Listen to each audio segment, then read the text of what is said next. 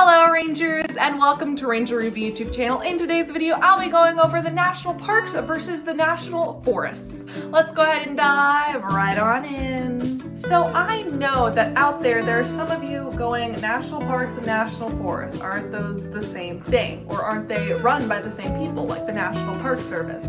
Like how national parks have all different kinds that have different names, which just means essentially differently how they're created and protected.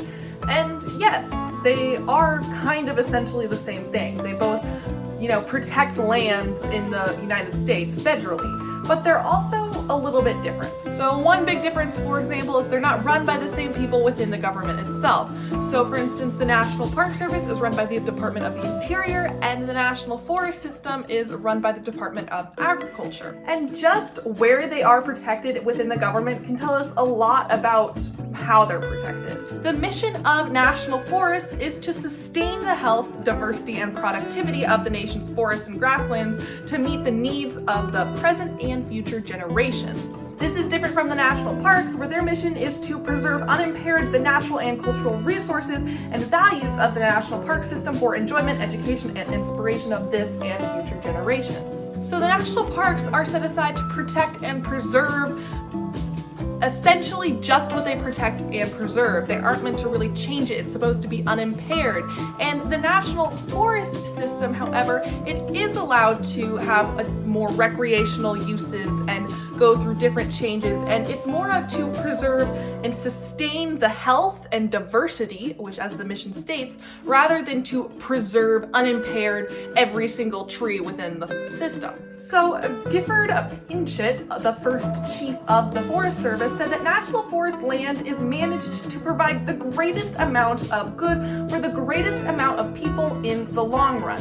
It's not meant to preserve each and every single tree, whereas in the National Park Service, it is meant to preserve the exact landscape and scenery for future generations. Because of this, the National Forest Service is considerably larger, like actual land protected, than the national parks. The National Forest Service is 193 million acres, and it contains 155 national forests, 20 national grasslands, and 1 national tallgrass prairie. And the National Park Service is 84 million acres, a good 100 million acres less, and 55 million of those 84 million acres are in Alaska alone.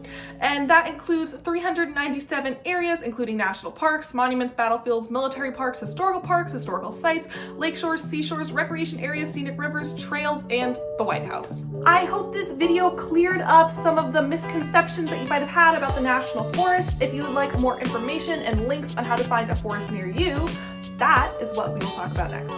Haha, but you thought I was gonna end the video there, didn't you? Similar to the National Park Service, the National Forest Service wants you to find a forest near you to go visit.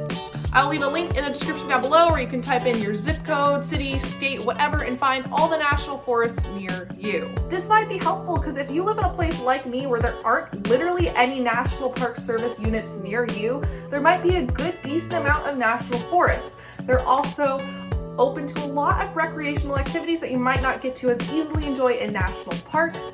And they're also considerably bigger, and they have a lot of hiking trails and a lot of forests. So their diversity in their landscape is a little bit smaller, but across the United States, forests are very diverse. So you still get that kind of diversity. Now we're gonna end the video, but this is just one last reminder to let you know that all these links will be in the description down below.